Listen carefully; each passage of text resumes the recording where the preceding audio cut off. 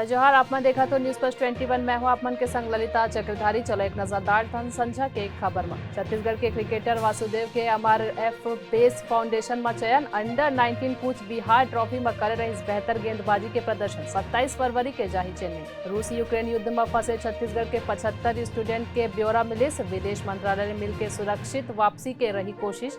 CM Boolean हर संभव करबो मदद। कोरबा के ग्राफिक्स के दुकान में लगिस भीषण आग। 8 लाख के माल जलकर हुई राख। अंबिकापुर का वर्धा के कई गांव में बारिश के संग गिरिस ओला। अब जिला प्रशासन ली नुकसान के जायजा। रूसी विदेश मंत्री बोलिन हमन यूक्रेन ले बातचीत पर तैयार, लेकिन यूक्रेन के सैनिक डाले हथियार। हिजाब विवाद पर कर्नाटक हाईकोर्ट के 11 दिन के सुनवाई हुई। पूरा फैसला सुरक्षित।